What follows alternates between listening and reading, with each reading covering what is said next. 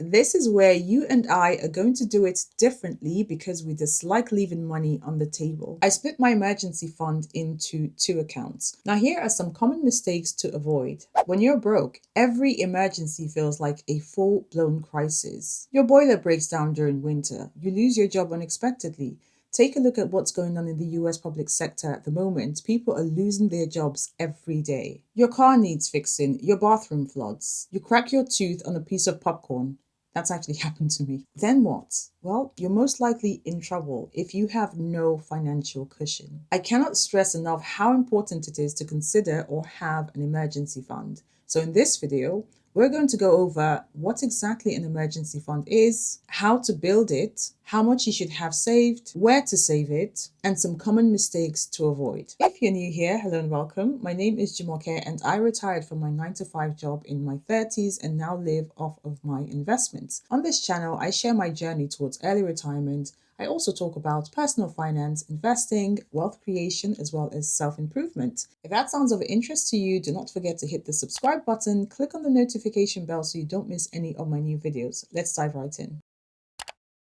Think of an emergency fund as a life raft against all the inevitable storms that life will undoubtedly throw our way. Things like unexpected job losses and medical emergencies that can hit at any point in time. And if you don't have savings to keep you afloat, you risk drowning in a lot of debt. And so the question to you is, do you have your financial life raft ready? An emergency fund supports what is called consumption smoothing. A simple way to think about consumption smoothing is maintaining a lifestyle. We all want to maintain a standard or a level of living. And this is because our resources are going to change over time. For example, someone might take off time for maternity leave, they might go back to school, they may change jobs, and all of these situations most likely will require a transition period. There are a host of things that need to be funded when our resources adjust or change, even if we're planning for it. And the idea of savings or an emergency fund is something that will smooth that path for us. So you can think of an emergency fund as insurance. And without an emergency fund, a small problem can easily blow up into financial disaster. Take a look at what's going on in the US public sector at the moment. A lot of these individuals have lost their jobs. And for some of these individuals,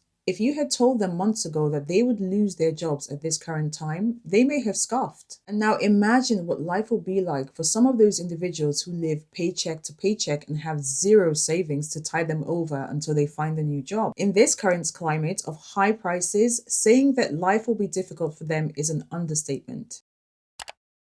The general guidance or rule is to save enough to cover 3 to 6 months of essential living expenses, things like rent, food, utilities, insurance, etc. However, I would say that a better starting point is to consider your current situation in greater detail. Number one, income stability as well as job security. If you have a steady paycheck, you might get by with a smaller amount in your emergency fund. If you are self-employed or a freelancer, you might consider a larger pool of savings because your income fluctuates. Number two, your monthly expenses. Calculate your must-pay bills, rent, groceries, loan repayments, insurance, etc. Then multiply this number by the total number of months you would want to be covered to get your target amount. Number three, lifestyle and risk tolerance. If you prefer peace of mind, a larger emergency fund can reduce stress. But if you are comfortable taking risk,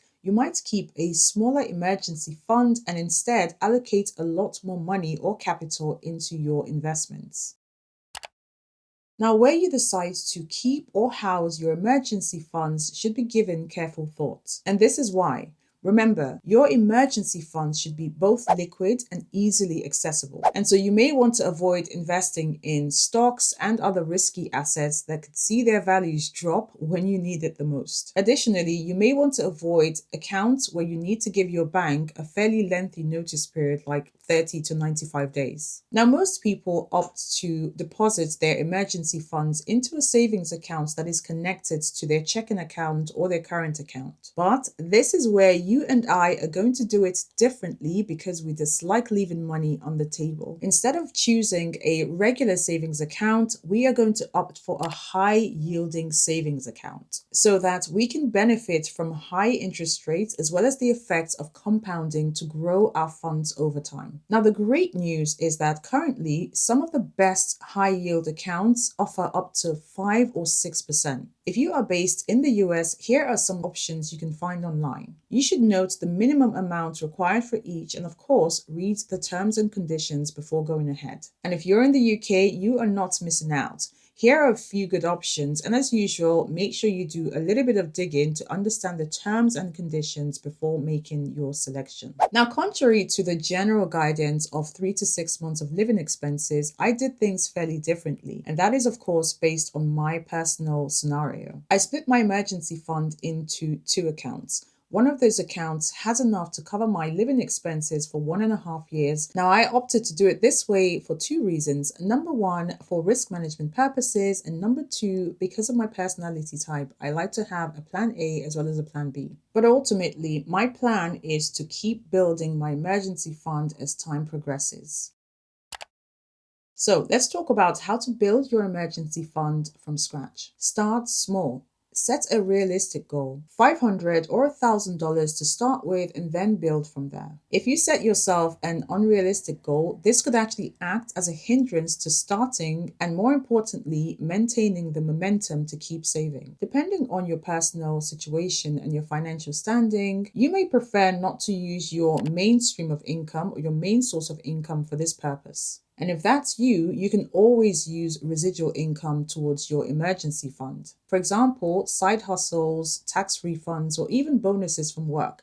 These streams can help you build your emergency funds a lot faster. I found that automating your savings towards your emergency fund actually takes away some of that friction versus you doing it manually every month. And so to make it easier, you can opt to automate your savings, set up a direct debit every time you get a paycheck.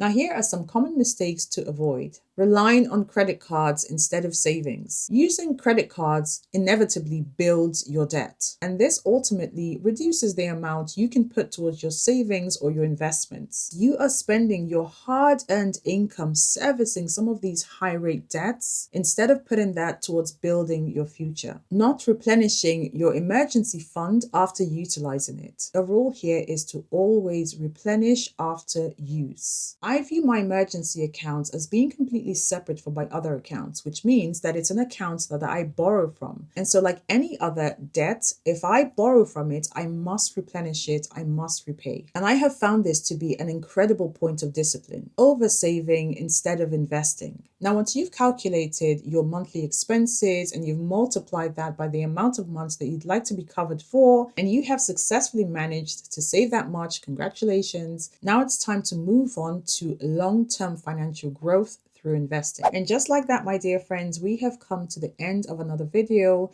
If you have any questions or comments, please leave them in the comment section and I will do my very best to answer every one of them. Until next time, look after yourselves. Bye for now.